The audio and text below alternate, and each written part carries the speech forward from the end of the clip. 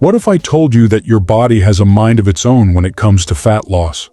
You could be doing everything right, eating clean, working out daily, even avoiding sugar, and yet that stubborn belly fat or those unshakable love handles just won't budge. It's frustrating, confusing, and honestly, it feels unfair. But here's the truth. Fat loss isn't just about effort. It's about understanding the hidden forces that dictate where your body burns fat and where it clings to it for dear life. Today, we're diving deep into the real reasons why you're not losing fat in the areas you want most, and more importantly, what you can actually do about it. Let's start with the biggest misconception in fitness: spot reduction.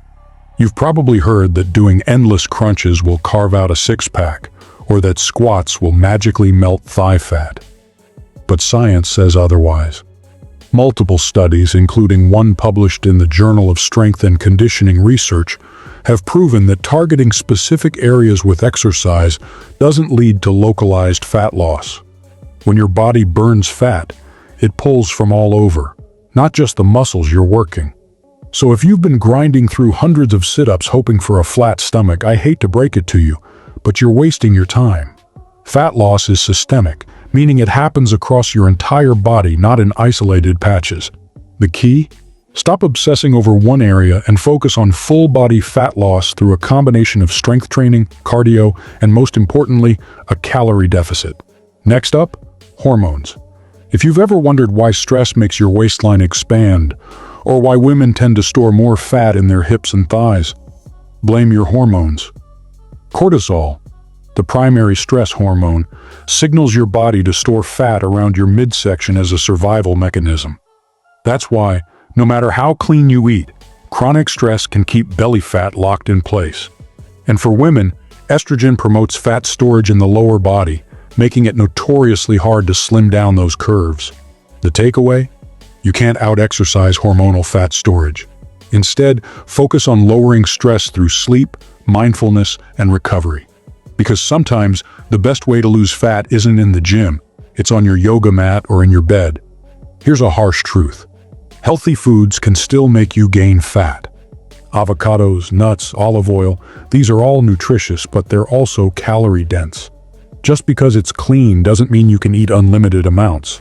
In fact, many people unknowingly overeat healthy foods, keeping them in a calorie surplus without realizing it. And let's not forget hidden sugars in things like protein bars, granola, or even your morning smoothie.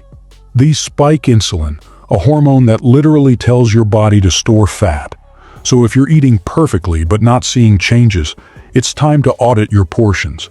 Try tracking your food for just 2 weeks. You might be shocked at where those extra calories are sneaking in. If you're spending hours on the treadmill but still not seeing the fat loss you want, listen up. Excessive cardio can actually backfire. Long, steady-state cardio raises cortisol levels, which, as we just discussed, promotes fat storage. Even worse, it can break down muscle over time, and muscle is your metabolism's best friend. The more muscle you have, the more calories you burn at rest. That's why studies show that combining strength training with short, intense bursts of cardio, like HIIT, is far more effective for fat loss than marathon cardio sessions. So if you've been grinding away on the elliptical with minimal results, it's time to switch gears. Lift heavy, sprint hard, and watch your body transform. So here's the bottom line. Fat loss isn't just about willpower. It's about working with your body, not against it. Stop wasting time on spot reduction. Manage your stress. Watch those healthy calories, and prioritize strength over endless cardio. If this video helped you understand why your fat loss has stalled, hit that like button. It really supports the channel. Drop a comment below telling me where you struggle the most with stubborn fat. And subscribe because next week we're debunking the biggest diet myths that are keeping you stuck.